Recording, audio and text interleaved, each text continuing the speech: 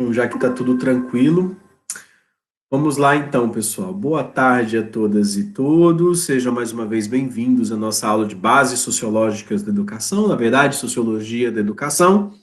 E hoje vamos conversar um pouquinho sobre a sociologia de Max Weber, né? Quero falar um pouquinho sobre ação social, poder, dominação, né? Fazer uma aproximação de Weber com os processos educacionais e entender o que ele chama de secularização, né, até para que vocês tenham base para a feitura do exercício, né, que a gente vai colocar no nosso ambiente virtual de aprendizagem, né?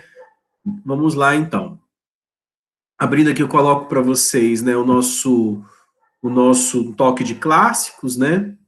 Max Weber, né, da professora Maria Lígia de Oliveira Barbosa e da professora Tânia Quintaneiro, tá? E aí, iniciamos nosso texto dizendo: a tarefa do professor é servir aos alunos com o seu conhecimento e experiência. A tarefa do professor é servir aos alunos com o seu conhecimento e experiência, e não impor-lhes suas opiniões políticas pessoais. Então aí a gente já chega assim, o que Weber está falando, né? Primeiro, esse conceito, né, já logo falando de professorado, assim, sendo que é um texto que nem é de sociologia da educação, é um texto sobre sociologia apenas, como assim, né? Já vi muitos professores não conhecem, não conhecem Weber. Tranquilo, então, Rafael. Mas vamos lá, então. O que é isso, então, que está colocando aqui como o seu conhecimento e experiência e não impor suas opiniões pessoais? Na verdade, Rafael, é uma questão de preferência, né? Você vai achar que, né, fazer uma reflexão política aí é falar sobre opiniões pessoais, mas enfim, né? Weber está colocando que, né, a educação vai se movimentar por intermédio do conhecimento e das experiências e não de um processo de opinião política individual, né? A época de Max Weber travava-se na Alemanha um acirrado debate entre a corrente até então dominante no pensamento social e filosófico, o positivismo, e seus críticos. O objeto da polêmica eram as especificidades das ciências da natureza e do espírito, e no interior destas o papel dos valores e a possibilidade de formulação de leis. Willem Dilthey, um dos mais importantes representantes da ala antipositivista, tanto que na filosofia a gente chama de Dilthey ou Dilthey de o maior nome do historicismo, né? Porque ele tinha uma visão das ciências sociais completamente diferente das leis formuladas pelo positivismo. E vocês viram na semana passada já um alinhamento do Durkheim, né, do Émile Durkheim, com ideias positivistas, a ideia de um método sociológico, né, com etapas e tudo mais, né, como se fosse para se chegar a um conhecimento verdadeiramente sociológico. Tanto que a ideia de fato social de Durkheim é uma premissa que possibilita se compreender a sociologia como ciência, né? E aqui nós temos uma perspectiva um pouco diferente, né? Um pouco antagônica. Contrapôs a razão científica dos positivistas à razão histórica, entendendo que a história, as ciências sociais tinham uma outra maneira de funcionar, que era uma maneira de funcionar diferente das ciências. Isto é, a ideia de que a compreensão do fenômeno social pressupõe a recuperação do sentido, sempre arraigado temporalmente e adscrito a um relativismo, a um ponto de vista, a uma ideia de perspectivismo, tá? Obra humana, a experiência histórica, também uma realidade múltipla, ser inesgotável. O que a gente está querendo dizer com isso, né? Está querendo dizer que a história não pode se constituir um fato social analisável pela ciência com uma lei empírica determinada. Né? O que se coloca aqui pelo historicismo de Dilthey é que a história pode ser analisada como um texto literário, ou seja, os acontecimentos, eles passam a ser interpretados segundo uma hermenêutica, né, uma interpretação própria de uma escola ou própria de um conjunto de pessoas, né? Ou seja, nós interpretamos a história. A história não aconteceu, pronto e acabou. É um fato científico. A história é uma narrativa passível de interpretações. Mas foram Marx e Nietzsche, reconhecidos inclusive pelo próprio Weber, como os pensadores decisivos de seu tempo. Aqueles que, segundo alguns biógrafos, tiveram maior impacto sobre a obra do sociólogo alemão. A influência de Marx evidencia-se no fato de que ambos terem compartilhado o grande tema. Qual o tema? O capitalismo ocidental. Até mesmo porque este vai ser o grande tema de desenvolvimento também de Weber. E dedicado a ele boa parte de suas energias intelectuais, estudando da perspectiva histórica, econômica, ideológica e sociológica. Weber propôs-se a verificar a capacidade que teria o materialismo histórico dialético que a gente já estudou, de encontrar explicações adequadas à história social, especialmente sobre as relações entre a estrutura e superestrutura.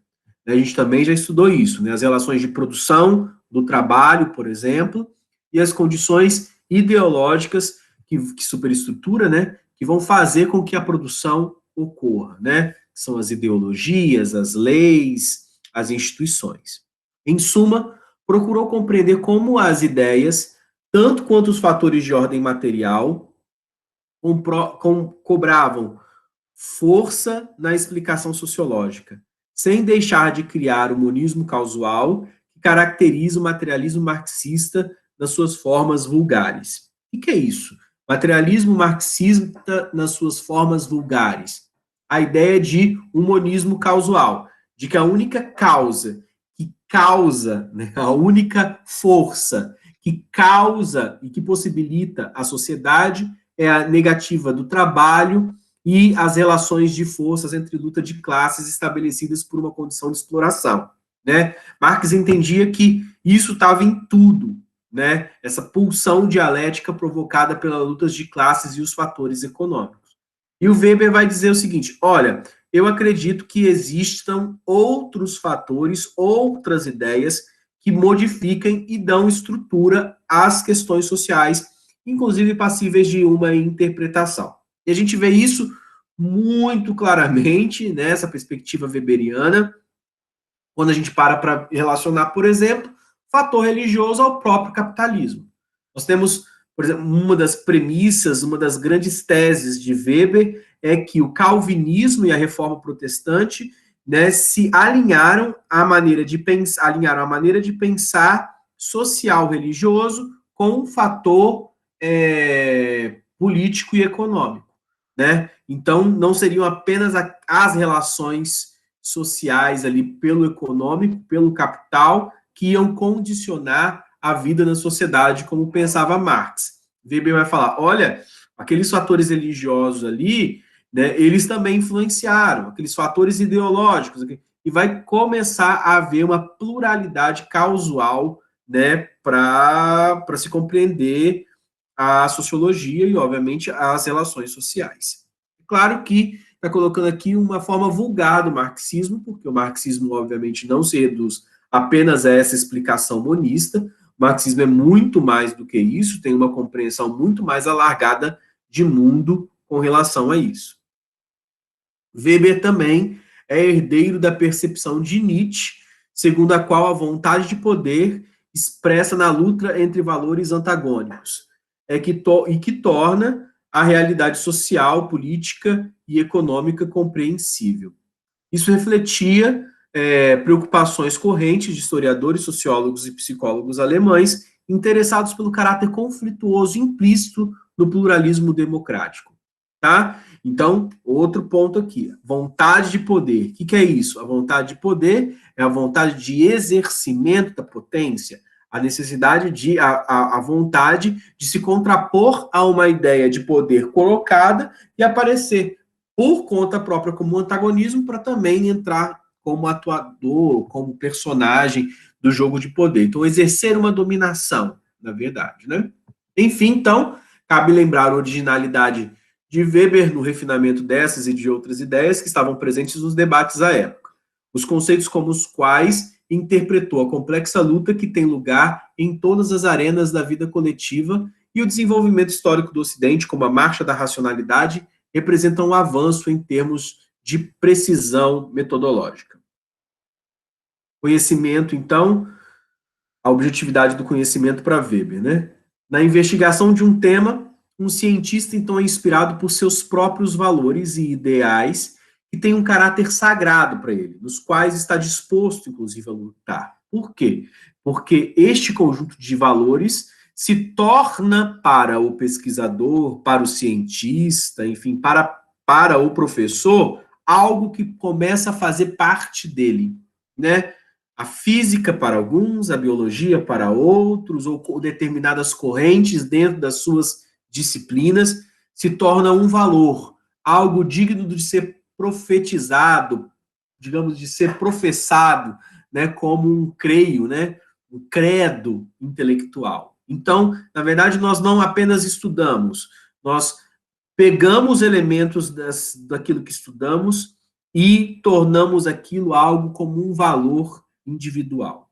Por isso, deve estar capacitado a estabelecer uma distinção entre reconhecer e julgar, e o cumprir tanto o dever científico de ver a verdade dos fatos, como o dever prático de defender os próprios valores, que devem ser obrigatoriamente expostos e jamais disfarçados da ciência social ou da ordem racional dos fatos. Então, expor, né, aquilo que se pensa já é, de fato, uma marca do intelectual honesto, que fala do lugar em que ele está falando, porque todos não vamos conseguir ter uma posição neutral, indiferente à ciência. A neutralidade científica, ou a neutralidade dos conteúdos, ela aqui, então, ela passa a não ter valor. Porque o que acontece, de fato, é sempre uma marcha, né, uma marca, a gente transforma o conhecimento em parte das nossas premissas interpretativas. É essencial, então, distinguir a política e a ciência e considerar que esta tampouco está isenta de valores. Nenhuma, na verdade, está isenta de valores, né? Nem a ciência, nem a política. Quanto à ciência, enquanto a ciência é um produto da reflexão do cientista, a política é do homem de vontade e de ação, ou do membro de uma classe que compartilha com outros ideologias e interesses. Segundo Weber, a ciência é hoje uma vocação originada em disciplinas especiais a serviço do autoesclarecimento e conhecimento de fatos interrelacionados. Ela não dá resposta à pergunta: a qual dos deuses devemos servir? Essa é uma questão que tem a ver com ética. Em outras palavras, é preciso distinguir entre os julgamentos de valor e o saber empírico. E aí, talvez aquilo que o Rafael quisesse aqui, mas que é impossível, nós não conseguimos distinguir ou separar o valor dos saberes empíricos. O próprio Immanuel Kant colocava essa questão da junção entre os apriorismos e os aposteriorismos, ou ele, ao criar a ideia da crítica da razão pura de um sintético a priori, ou seja, de um conhecimento que é, ao mesmo tempo, proveniente de uma lógica interna do homem e, ao mesmo tempo, da lógica externa, ou seja, dos saberes experimentais, a junção entre o apriorismo e o aposteriorismo cria a ideia de que conhecimento sempre é marcado por nossos valores. Então, não há um saber empírico separado dos valores, apesar de Weber achar que isso é possível. Então, neste nasce os valores empíricos, né? Nascem da necessidade e das considerações práticas historicamente colocadas na forma de problemas. Ao cientista, cujo propósito deve ser o de procurar selecionar e seguir a adoção de medidas que tenham a finalidade de solucioná-los. Já os julgamentos de valor dizem respeito à definição do significado que dá aos objetos e aos problemas, né? É uma questão moral, né? O saber empírico tem como objetivo, então, procurar respostas através do uso dos instrumentos mais adequados, os meios, os métodos. Mas o cientista nunca deve propor-se a estabelecer normas, ideias e receitas para a praxis, nem dizer o que deve, mas o que pode ser feito. A ciência é, portanto, um procedimento altamente racional, que procura explicar as consequências de determinados atos, enquanto a posição política prática vincula-se a convicções e deveres. A relação entre ciência e valores é ainda mais complexa do que possa parecer, e escreve então Weber. Hoje falamos habitualmente da ciência como livre de todas as pressuposições. Haverá tal coisa? Depende do que entendemos por isso. Todo trabalho científico pressupõe que as regras da lógica do método são válidas, são as bases gerais de nossa orientação no mundo. E, pelo menos para nossa questão especial, essas pressuposições são o aspecto menos problemático da ciência. A ciência pressupõe ainda que o produto do trabalho científico é importante no sentido de que vale a pena conhecê-lo. Nisto estão encerrados todos os nossos problemas, evidentemente, pois essa pressuposição não pode ser provada por meios científicos. Só pode ser interpretada com referência ao seu significado último, que devemos rejeitar ou aceitar segundo a nossa posição última em relação à vida. A ressuposição geral da medicina, e aí entre aspas, né, porque não está falando de pressuposição, é mesmo, né, de novamente. A ressuposição geral da medicina é apresentada trivialmente na afirmação de que a ciência médica tem a tarefa de manter a vida como tal e diminuir o sofrimento na medida máxima de suas possibilidades. Se a vida vale a pena ser vivida e quando esta questão não é indagada pela medicina. Percebe? O que Weber está tentando mostrar aqui é uma diferenciação clássica entre a ciência como um saber apartado dos valores morais e, obviamente, saberes filosóficos, sociais, enfim, colocados na ideia de certo e errado, valores morais separados desses valores científicos, tá? Como se houvesse uma cisão, uma separação. E aqui eu já estou falando desde o início do texto que essa neutralidade adquirida na ciência, ela é colocada em xeque porque a ciência não é feita por pessoas que consigam manter um grau de neutralidade ou não se consigam se haver apartados dos valores morais. Mas como é possível, apesar da existência desses valores, alcançar a objetividade nas ciências sociais? A gente poderia trocar aqui como alcançar essa neutralidade, essa cisão, essa separação entre ciência e valores. A resposta de Weber é que os valores devem ser incorporados conscientemente à pesquisa e controlados através de procedimentos rigorosos de análise, caracterizados como esquemas de exposição condicional. A ação do cientista será, então, seletiva. Os valores são um guia para a escolha de um certo objeto pelo cientista. A partir daí, ele definirá uma certa direção para sua explicação e os limites da cadeia causal que ela é capaz de estabelecer, ambos orientados por valores. Então, já prevêem que aquela frase, então, é uma possibilidade ideal, é uma idealização, tá? Porque, de fato, todas as nossas escolhas enquanto pesquisadores vão estar sendo orientados, obviamente, por valores. A relação de causalidade, por ele construídas na forma de hipóteses, construirão um esquema lógico explicativo cuja objetividade é garantida pelo rigor e obediência aos cânones, às leis do pensamento científico, né? Ele achava que isso era possível. O ponto essencial a ser salientado é que o próprio cientista é quem atribui os aspectos do real e da história que examina, uma ordem através da qual procura estabelecer uma relação causal entre certos fenômenos. Assim produz o que se chama tipo ideal, tá? Vai ser importante a gente entender, então, tipo ideal para a gente celebrar o que é uma ação social e aí entender a escola e a educação como um aspecto de ação social. Mas vamos lá.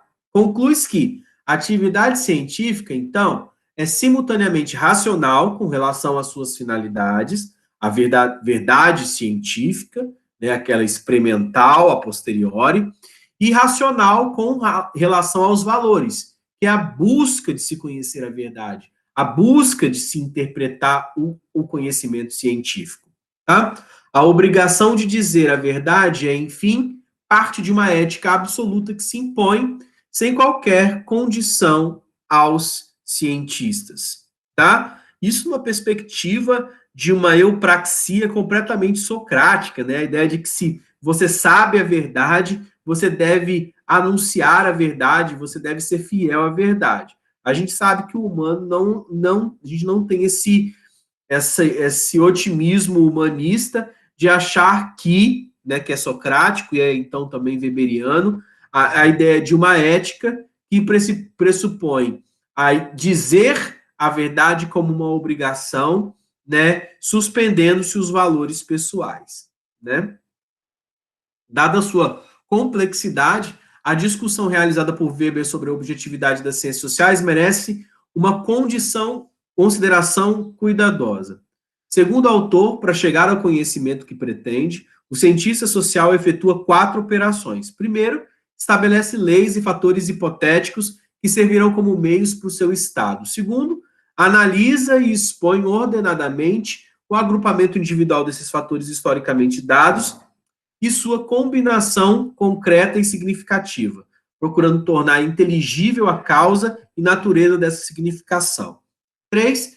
Remonta ao passado para observar como se desenvolveram as diferentes características individuais daqueles agrupamentos que possuem importância para o presente e procura estabelecer uma explicação histórica a partir de tais constelações individuais anteriores. E 4. Avalia as constelações possíveis no futuro.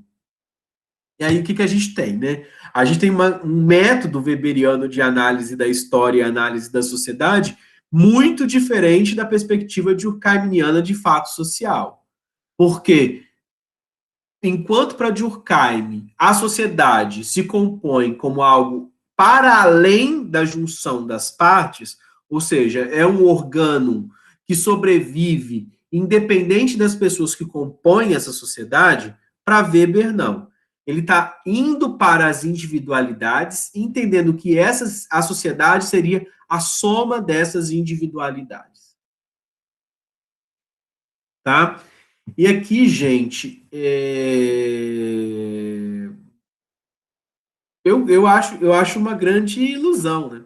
Agora, a minha perspectiva pessoal, né? Seria impossível você, nesse método aqui, que é quase um método fenomenológico, se a gente for olhar aqui, ele tem circunstancialmente, nesses 4 pontos aqui, alguns elementos que Edmund Husserl, na fenomenologia, criou para a gente se afastar dos preconceitos e compreender o fenômeno como ele mesmo, e que eu acho muito mais racional quando a gente já entra no discurso e nas narrativas dizendo de que ponto de vista a gente está falando, né? Porque aí você fala assim, olha, eu estou interpretando esse fenômeno do ponto de vista de tal compreensão. O meu posicionamento diante do mundo é esse, esse, esse. Então, eu estou analisando a partir deste posicionamento. Isso dá a nós, né, uma relação com o objeto de pesquisa, ou com o objeto de análise, mais honesta. Eu acho que é mais honesto do que o posicionamento weberiano, né? Que você chega assim, você vai conseguir, então, ser neutro em algum momento, porque você vai colocar as suas compreensões de um lado e analisar as individualidades, mas enfim, né? Weber endossa o ponto de vista segundo o qual as ciências sociais visam a compreensão de eventos culturais enquanto singularidades.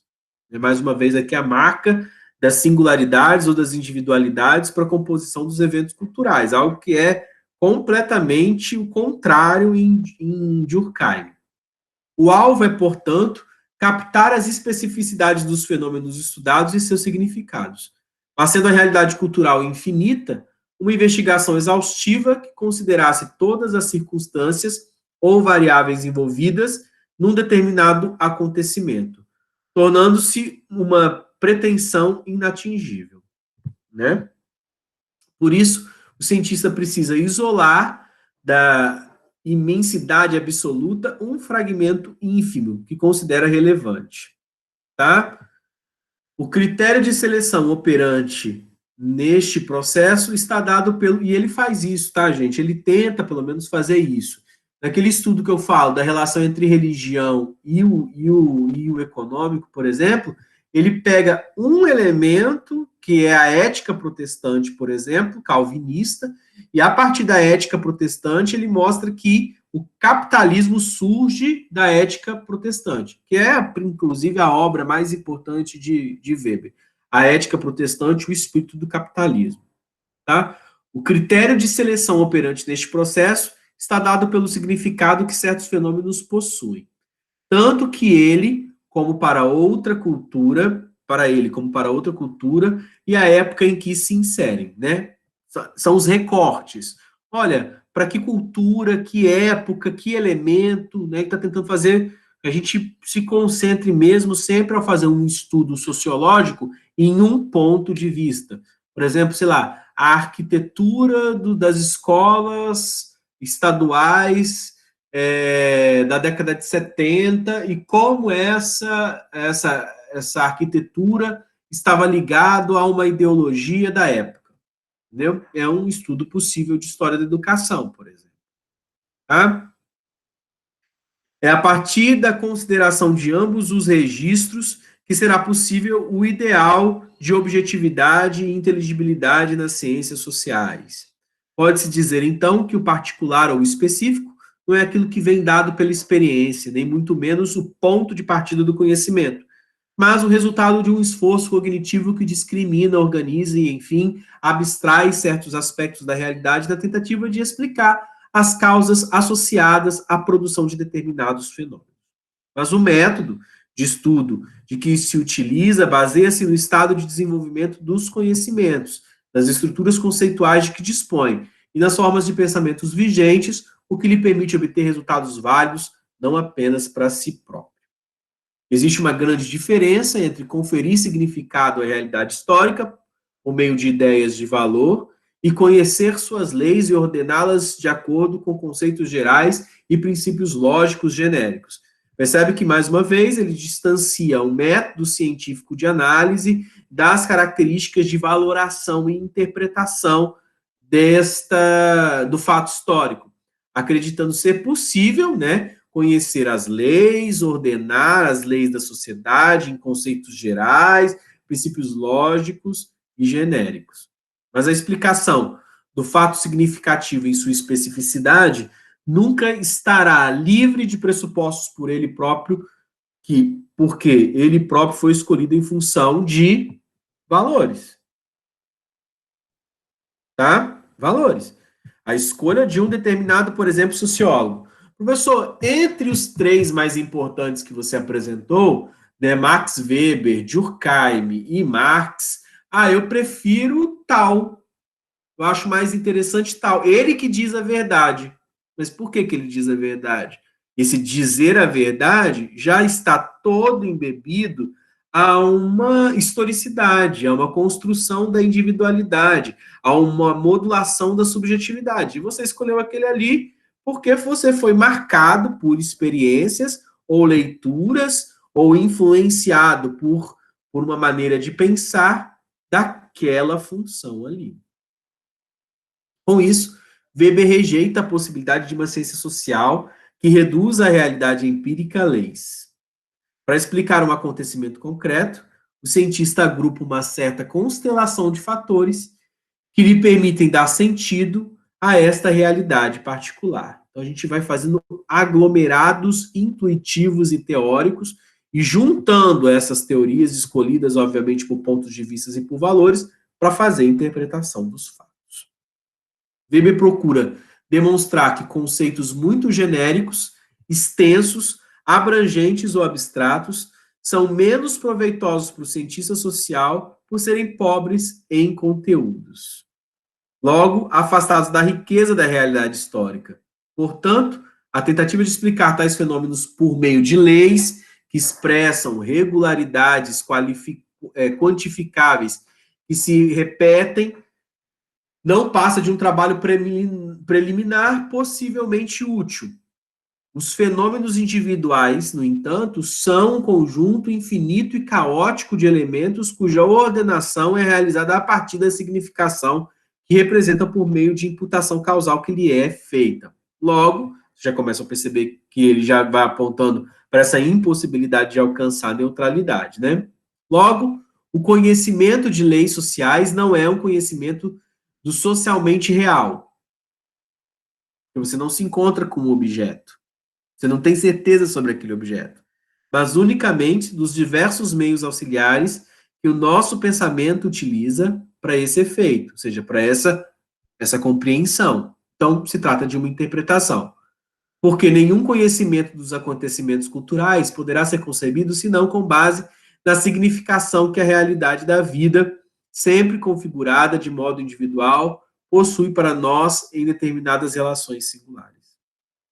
O princípio de seleção dos fenômenos culturais infinitamente diversos é, então, subjetivo, já que apenas o ponto de vista é capaz de conferir-lhes sentidos, assim como de proceder à imputação de causas concretas e adequadas ou objetivamente possíveis, destacando algumas conexões, construindo relações e elaborando ou fazendo uso dos conceitos que pretendem ser fecundos para a investigação empírica, embora inicialmente imprecisos e intuídos. Ou seja, você não consegue fazer uma análise que não seja sua análise. Então, aqui nós já temos um relativismo em Weber.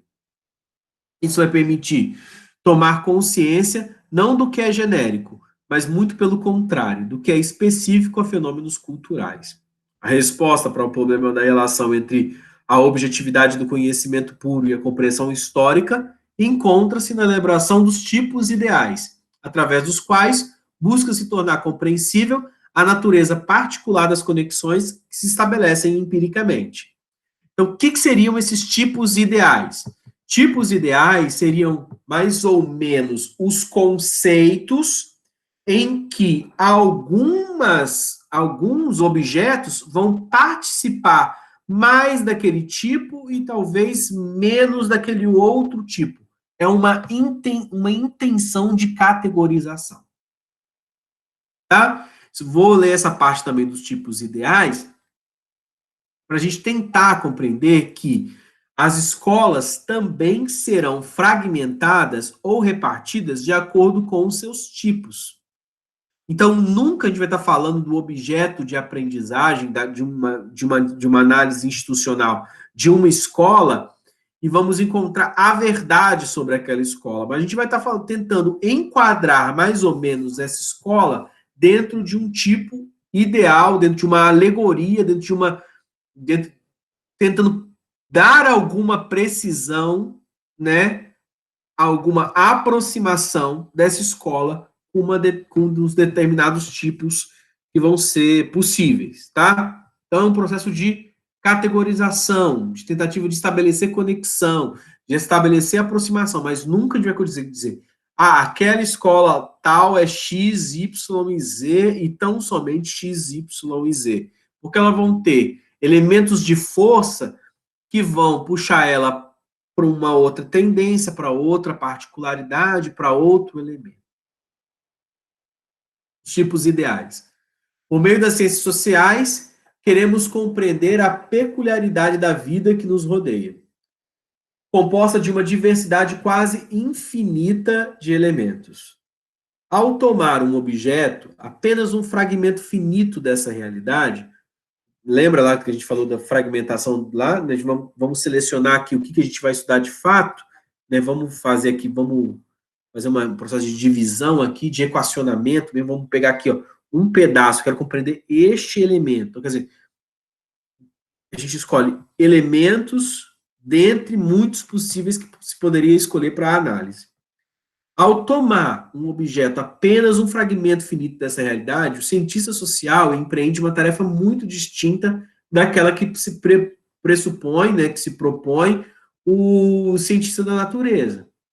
O que procura é compreender uma individualidade sociocultural formada de componentes historicamente agrupados, nem sempre quantificáveis, a cujo passado se remonta para explicar o presente, partindo então deste para avaliar as perspectivas futuras. Conseguem perceber a distância global de uma análise de um fenômeno químico, físico, biológico, das ciências naturais, por exemplo, de uma análise de uma institucionalidade, de um elemento social para as ciências sociais e humanas, né?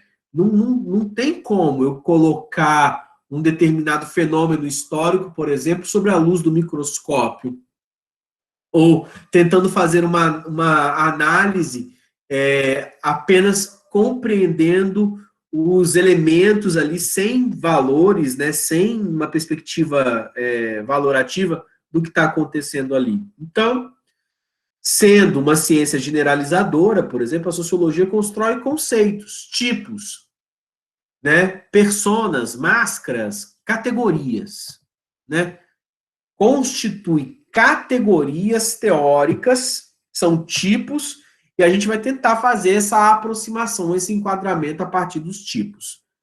Tipo, vazios frente à realidade concreta do histórico, tá? Porque o histórico sempre vai se moldar, vai se estruturar de uma maneira diferente, obviamente, desses tipos. E distanciados dessa, mas unívocos, porque pretendem ser fórmulas interpretativas através das quais se apresenta uma explicação racional para a realidade empírica que organiza. Essa adequação entre o conceito e a realidade é tanto mais completa quanto maior a racionalidade da conduta a ser interpretada, o que não impede a sociologia de procurar explicar fenômenos irracionais, místicos, proféticos, espirituais, afetivos. Percebam aqui que a afetividade aqui, ou os sentimentos, são colocados como fenômenos impossíveis de ser explicados, junto com elementos aqui religiosos, né? Por quê? Porque Weber não entendia como era possível fazer uma análise racional daquilo que é afetivo, tá? O que dá valor a uma compreensão, construção teórica é a concordância entre a adequação de sentido que propõe e a prova dos fatos. Caso contrário, ela se torna inútil, seja do ponto de vista explicativo ou do conhecimento da ação real. Então, o que a gente faria que seria, na verdade, uma narrativa, né, dos fenômenos, sem análise, né, daquilo que estaria muito aqui pelo fenômeno irracional. Mas, enfim, ainda assim, são sempre tentativas de construção de narrativa, né? Quando é impossível realizar a prova empírica, né, a prova dos 9 aqui, de ter uma certeza, a evidência racional serve apenas como uma hipótese dotada de plausibilidade. Inclusive, isso é algo que marca, inclusive, todos os textos da área de ciências humanas e sociais. A busca de se colocar hipóteses plausíveis, ou de apontar a possibilidade de que aquilo ali seja uma interpretação viável, mas sempre uma interpretação. Uma construção teórica que pretende ser uma explicação causal, baseia-se em possibilidades de um certo processo A, siga-se na forma esperada, e há um outro determinado processo B, ou tentando criar uma causalidade, causa e efeito entre um e o outro, tentando encontrar uma lógica que cria um vínculo, ou cria uma possibilidade de análise de, então, se A, então B, ou se na ausência de A, então B, ou se na ausência de B, então A, ou se A só acontece conjuntamente com B, ou se ambos estão... qual a relação que se pode ter entre dois fenômenos? Somente as ações compreensíveis são objeto para a sociologia. E para que regularidades da vida social possam ser chamadas de leis sociológicas, é necessário que se comprove a probabilidade estatística de que ocorram na forma que foi definida com adequada significatividade. E aí o que acontece?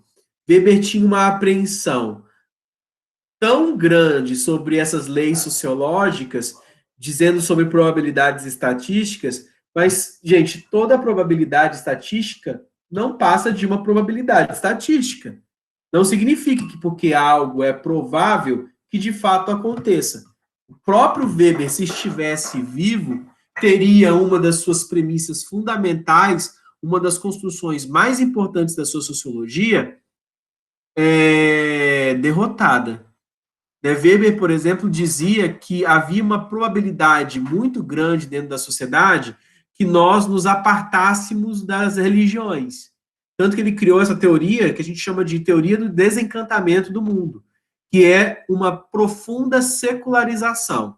Por que ele dizia isso? Porque vivia numa Europa que estava apontando para um processo de secularização. Só que ele não previa que a América faria um reencontro dos processos místicos e religiosos, não só a Europa, né, mas como a Ásia também, e que forçariam, então, um desequilíbrio dessas relações de secularização.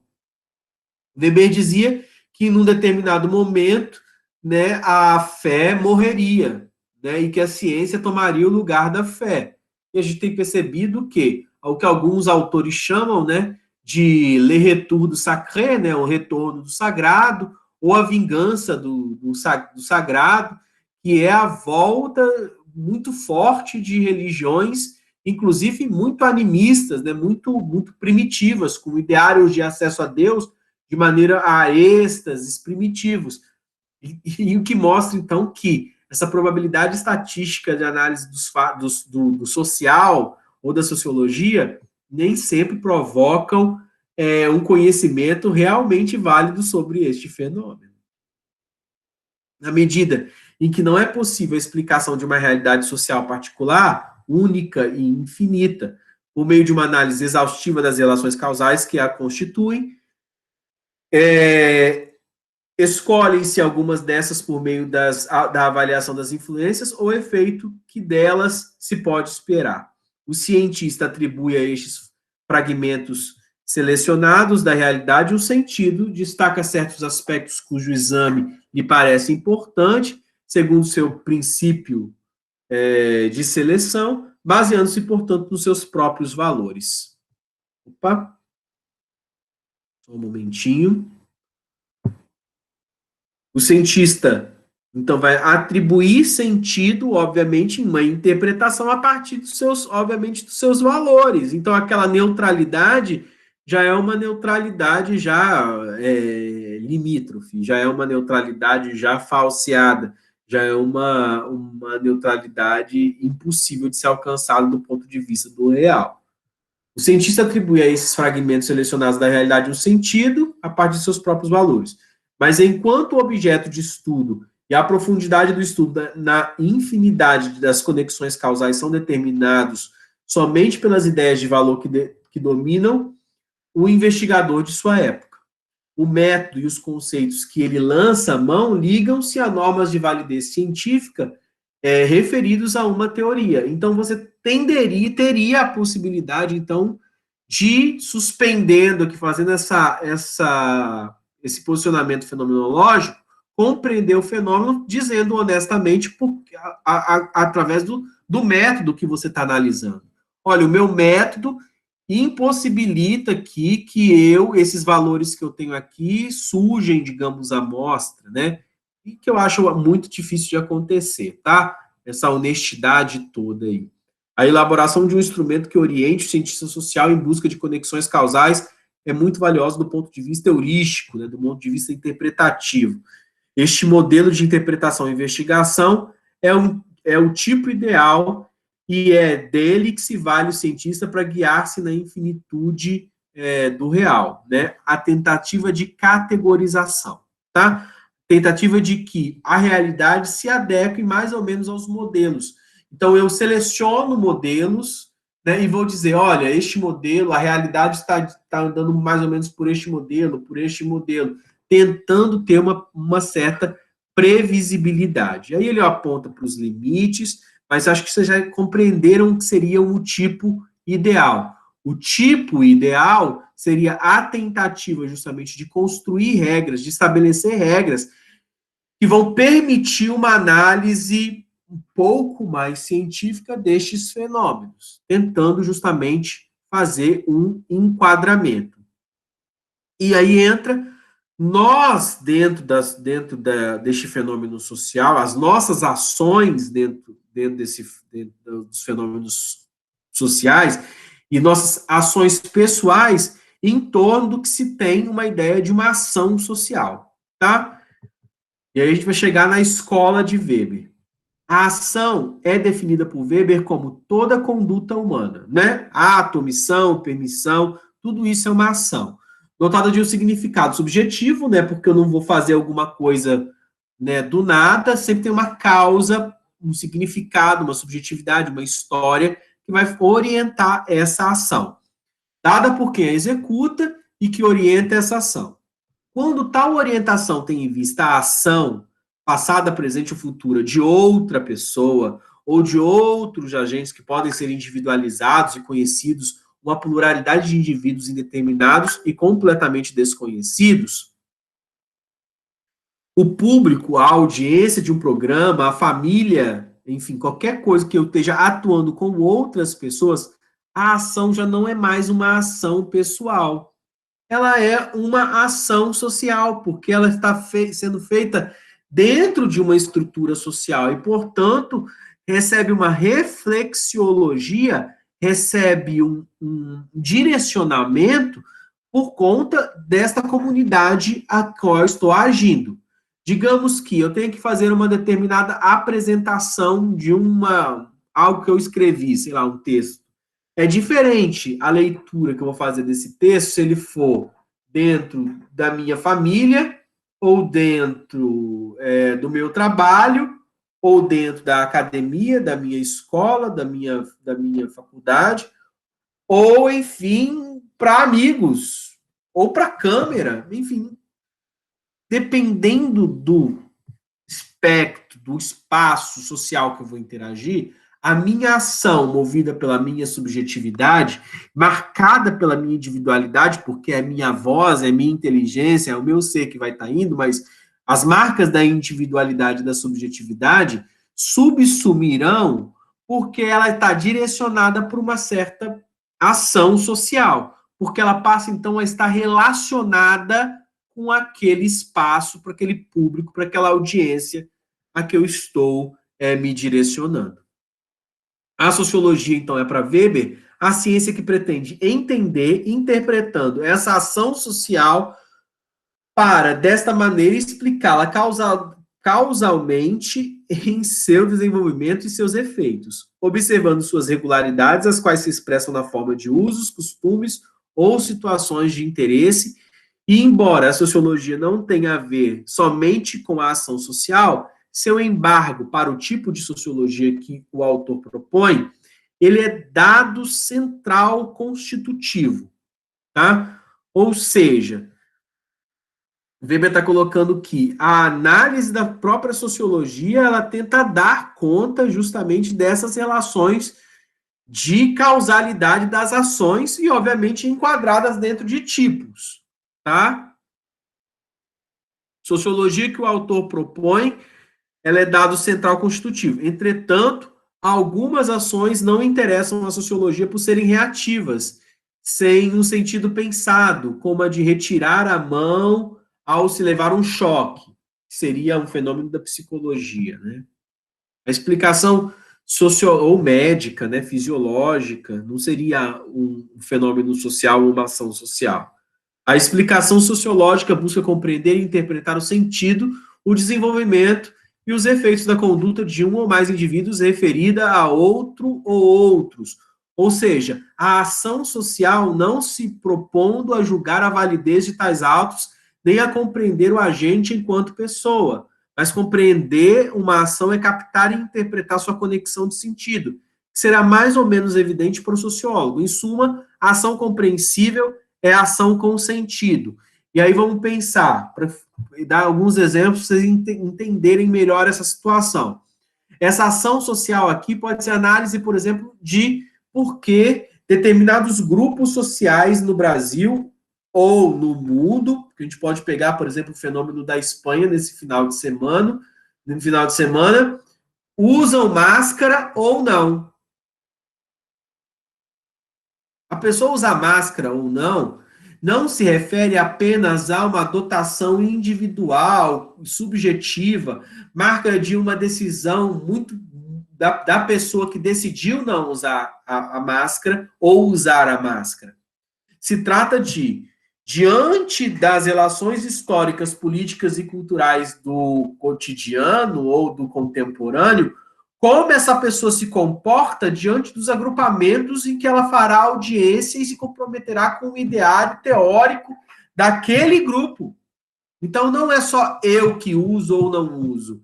Eu que uso porque concebo, eu que uso porque categorizo, eu que uso porque interpreto, eu que não uso porque não quero interpretar, porque eu cognitivamente me ligo a determinados valores ou afetivamente me ligo a outros valores. Mas fato é que usar ou não usar uma máscara deixa de, então, ser apenas uma ação individual, a partir de uma subjetividade, uma individualidade, mas passa a ser um fenômeno dentro da coletividade, marcado por valores e por uma compreensão de mundo tais, né? Tal uma coisa ou tal uma coisa. As condutas, então, humanas são tanto mais racionalizadas quanto menor for a submissão dos agentes aos costumes e afetos. Isso é outra coisa, que a gente, quanto mais submisso a um ideário, menos eu penso sobre ele. Eu não faço uma interpretação. Eu não quero nem pensar sobre aquilo. Eu simplesmente faço. Por quê? Porque eu escolhi ser daquela maneira. Tá? Eu escolhi ser... aspas, né? Porque não se escolhe totalmente, não tem essa liberdade, né? Mas a fidelização àquele, a submissão, quanto maior a submissão, menor a realidade. Porque, obviamente, não estão falando de uma rede de dominação. E quanto mais ele se oriente por um planejamento adequado à situação. Pode-se dizer, portanto, que as ações serão tanto mais intelectualmente compreensíveis ou socialmente explicáveis, quanto mais racionais, mas é possível a interpretação endopática e o cálculo exclusivamente intelectual dos meios, direção e efeitos da ação, ainda quando existe uma grande distância entre os valores do agente e dos sociólogos. Interpretar uma ação devida a valores religiosos, a virtudes, ao fanatismo ou aos afetos extremos que podem não fazer parte da experiência do sociólogo ou aos quais ele seja pouco suscetível, pode, portanto, dar-se com um grau menor de evidência, ficar mais obscurecido, né? Para compreender uma ação através do método científico, o sociólogo trabalha, então, com uma elaboração limite, essencial para o estudo sociológico, que chama de tipos puros ou ideais, vazios de realidade concreta e estranhos ao mundo, ou seja, abstratos, conceituais, e aí vamos ter, né, o Avarento, por exemplo, que é um personagem dramático de Molière, pode ser visto como um tipo ideal ou puro, né, e esse Avarento, criado por Molière, né, vai permitir colocar pessoas, através dessas características, pessoas dentro deste conceito ou não.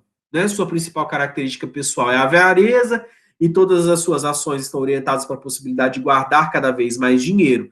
Esse tipo puro, o avarento, então, vai permitir que eu consiga categorizar pessoas no real como sendo mais avarentas do que outros tipos. E aí vão ter tantos tipos quanto existem predicados, né? Vão ter quantos tipos quanto existam adjetivos, ou quantos tipos quanto existam modelos, e que a gente vai pressupor que as pessoas vão entrar nesses modelos. Eu posso pegar aqui desde o Avarento de Molière, mas eu posso pegar aqui o Complexo de Édipo, né, de Freud, eu posso pegar aqui o Apaixonado de Shakespeare, e aí vou pegando, então, quantos fenômenos eu posso para tentar categorizar isso daí. Inclusive, no final da nossa disciplina, a gente apresenta algumas categorias, né, através da interpretação de Philippe Arrier e Charles Donzelot, que vão mostrar tipo, os tipos de família, como que vão se evoluindo na história, modelos familiares e como as perspectivas a gente vai falando assim, essa família, por exemplo, é estruturada. O conceito, por exemplo, de família estruturada, inclusive, é um conceito de tipo ideal, porque não existe nenhuma família estruturada. Do mesmo jeito que não existe uma família que seja completamente desestruturada. Essas condições de estruturação e de desestruturação são fenômenos sociais tão somente possíveis na mentalidade humana, porque não existe no concreto uma família que seja estruturada, né? A gente vai tentar, inclusive, existem fenômenos muito engraçados, vamos falar assim, isso aqui é um problema porque essa criança é fruto de uma família desestruturada. Eu fico pensando, quem seria fruto de uma família estruturada e quais todos os possíveis reveses de ser fruto de uma família estruturada? E que mãe e que pai são os estruturadores, que são tipos ideais também de uma família estruturada. O que é isso, né? Então, do mesmo modo, aqui eu já vou passar para a interpretação, né? Essa escala classificatória da ação social, essa compreensão do que seriam esses tipos ideais, permite também a gente compreender a escola a partir de uma compreensão como sendo um elemento associativo de tipo ideal em que as ações também são captadas ali dentro, né? Porque há uma escola dita estruturada, há uma escola dita não estruturada, há uma escola dita como ideal, há uma escola dita como boa, há uma escola dita como ruim. E aí, como que fica, então, compreender o que seria uma escola boa ou uma escola ruim? Né? O que é uma escola boa? O que é uma escola ruim? Óbvio que a gente já compreendendo a maneira como Weber entende a ordem do conhecimento, a gente já prevê que seria impossível, se não pelos meus valores, tentar fazer essa classificação.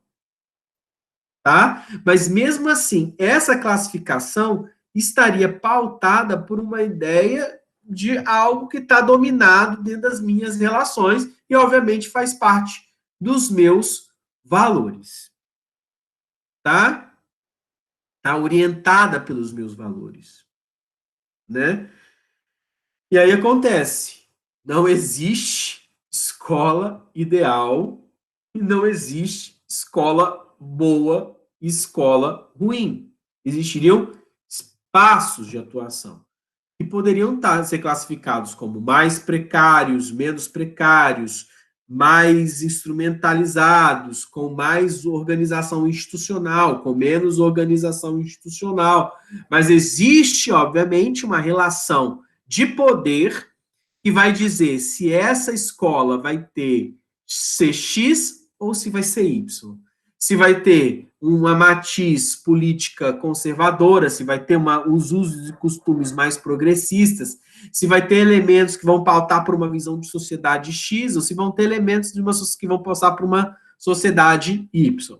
Fato é que Weber acreditava que era possível, ou pelo menos intentava ser possível, que essa escola se mantivesse o mais livre possível das opiniões políticas dos sujeitos professores. De que os professores conseguissem passar com, obviamente, um grande esforço, mas que conseguissem passar os conhecimentos e as ações experimentais e as vivências escolares por intermédio de um viver menos pautado por aquelas visões, né? Pelas visões pessoais dos mestres, tá? Até porque a família ia entender que estes valores deveriam ser construídos no universo familiar. Só que como separar esses valores familiares dos valores escolares? Né? E tem gente ainda que acredita que isso seria possível, tá? Dentro dos textos que eu vou colocar para vocês, eu vou apresentar esse texto já vocês já têm, né? O texto falando sobre o Max Weber, mas eu vou colocar um também do professor Alonso Carvalho, que vai apresentar a ideia de clinamen, tá? Que é, na verdade, como que o desvio acontece, né? Como que a gente poderia criar na realidade escolar, né, desvios, né, possíveis de pensamento para que as pessoas conseguissem sobreviver e fugir, né, das ordens de imposição, tá? E aí o texto é bastante bacana, ele começa com uma indagação de que se nós conseguiríamos, né, encontrar ou formular uma concepção pedagógica em Weber, e vai partir dessa ideia de desvio, né, de ruptura, né, para entender essa escola aí, tá? Mas aí, obviamente que, né, essas folhas em branco aí, essas tábulas rasas aí da sala de aula, né, são apenas abstrações impossíveis de a gente encontrar, de fato, uma escola desse nível, né, uma escola que perca as suas marcas, ou que perca a sua valoração, né? Acredito muito mais numa escola que tem uma honestidade intelectual a ponto de colocar já de antemão quais são os valores que orientam essa interpretação. E aí o aluno vai, obviamente, fazer a sua leitura, né, dizendo se concorda ou não concorda com aquela interpretação, mas a partir dos seus próprios valores. Enfim. Gente, questões.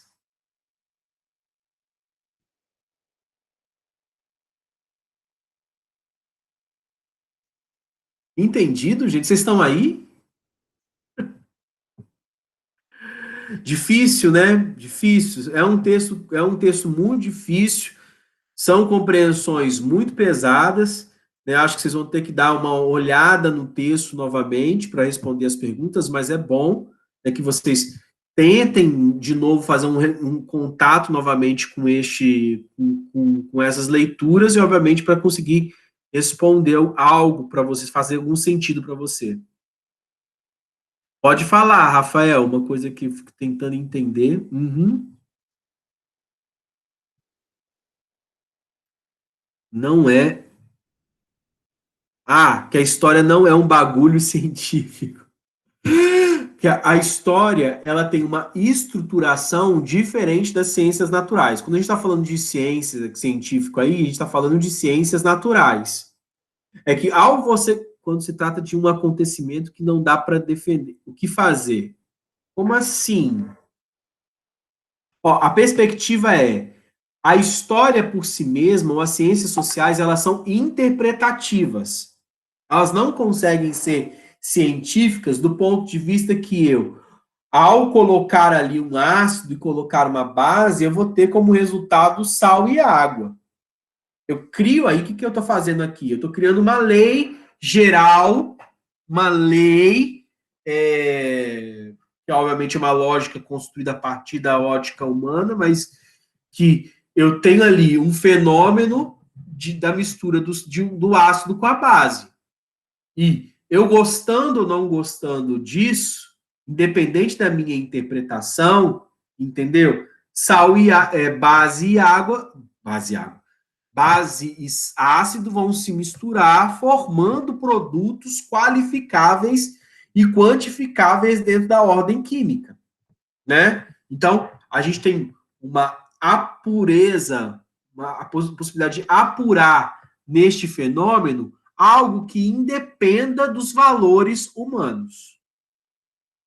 As outras ciências que não naturais, apesar da gente ter, obviamente, a gente vai ter elementos, obviamente, de interpretação e de relativismo nisso também, porque vão ter exceções, né? A gente vai dar nome para essas exceções, vai chamar de base for, arrhenius, não vai tentar criar construções a partir disso aí para dar conta dos fenômenos, mas para criar um princípio de validade superior da lei natural.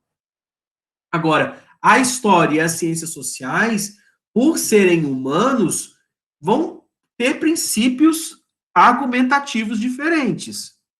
Quer um exemplo? Vamos lá.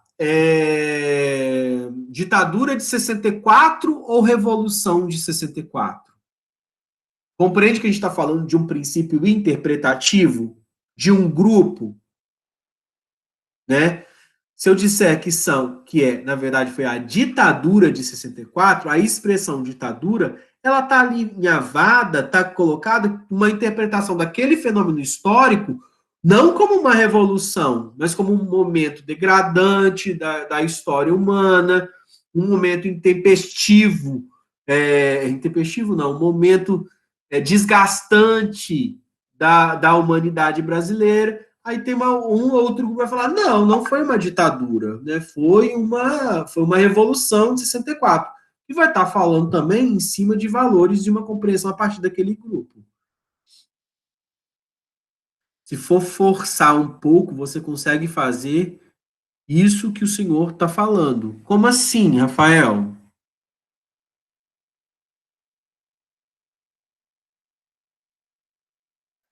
Que é justamente fazer interpretações. Isso. Sim, porque se trata o quê? Não de uma compreensão científica, mas de uma interpretação. A mesma coisa acontece, por exemplo, com o fenômeno da escravidão no Brasil, né? Quando hoje nós não falamos do negro escravo, nós falamos o quê? A história contemporânea e as forças majoritárias da interpretação já falam de negro escravizado. Por quê? Porque esse negro foi subjugado e não entrou pacificamente dentro de um regime escravocrata.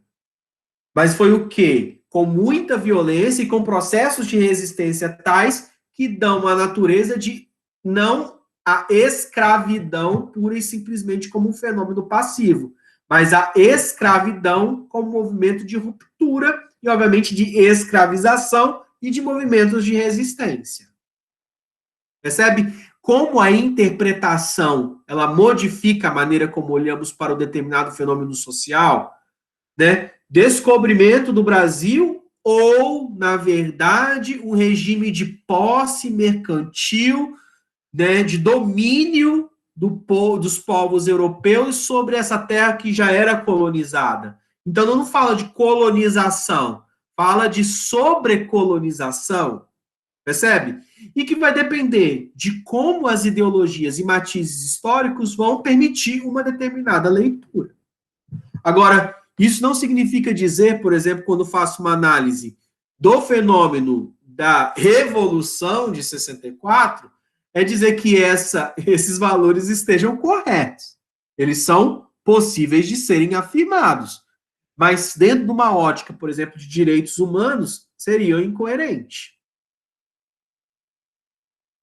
Mas sim, são interpretações. Entendeu, Rafa? Não, com certeza. Vamos pegar o seguinte, olha, se a gente fala sobre, a gente pode pegar aqui um movimento, vamos analisar as questões de gênero hoje da mulher na década de 90. É um recorte, entendeu? Do histórico. Eu posso dizer sobre a luta feminista das mulheres para se verem livres do processo de subjulsão, né, que são subjugadas, né? Ou eu posso ver de um outro ponto de vista, que é a história da docilidade da mulher. Percebe que Na verdade, diante do fenômeno histórico, vão caber interpretações, compreensões a partir dos valores que nós somos signatários, dos valores que a gente que a gente compartilha.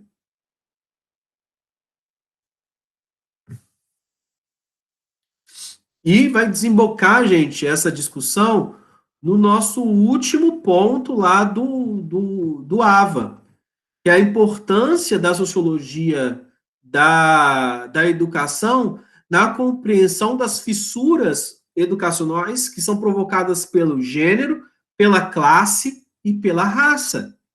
Porque são questões passíveis de interpretação, e óbvio, a gente faz aqui uma defesa dessa interpretação a partir da ótica dos direitos humanos, da valorização das mulheres, da compreensão do que seja pobreza no Brasil hoje, quais são os elementos discriminatórios de preconceito que estruturam a raça, obviamente para que a escola, como um espaço democrático de atuação, possa permitir que gênero, classe, raça, que essas categorias sociais, elas encontrem um estatuto de dignidade humana dentro dos espaços sociais em que nós vivemos.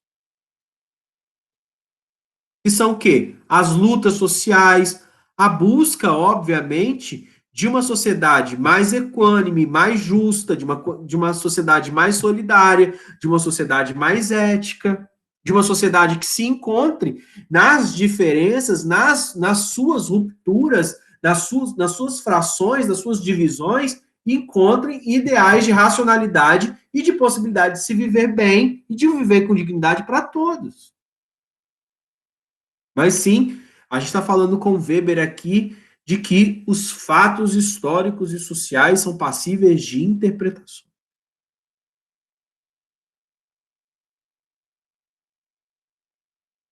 Ok. Mais alguma dúvida, gente?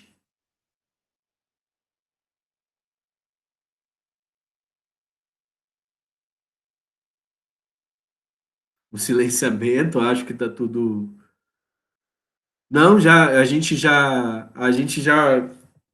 vai terminar hoje então por aqui. Vou lá então colocar no AVA, né, os elementos que vão permitir aí as indagações aí, os exercícios, né, no tópico 10, no tópico 11, no tópico 9, do tópico 11 ao tópico 7. Né? A gente está terminando aqui, terminou o Bourdieu, só vou colocar lá no tópico 7 a aula gravada. Né? Já fizemos aqui a reflexão do tópico 8, do tópico 9 na aula passada, vou colocar os exercícios e completar, então, o tópico 10 e o tópico 11, tá? Vocês vão ter aí uma semana aí com mais exercícios aí para vocês. Vou colocar, desculpa, a data final para a gente terminar esses exercícios até o Weber, o dia 24 de maio, 2 semanas, né? E depois todos os outros que vão se seguir também vão ter exercícios até a última semana, né? A gente termina o semestre, nossa última aula é dia 31 de maio, né? Então nós temos ainda 3 aulas e na semana do dia 31 aí eu abro a nossa última avaliação com esses exercícios. Tudo bem? Então, meus queridos, grande abraço a todos. Bom estar de volta sem Covid. Espero então que a gente tenha aí uma semana muito abençoada. Beijo grande. Tchau, tchau.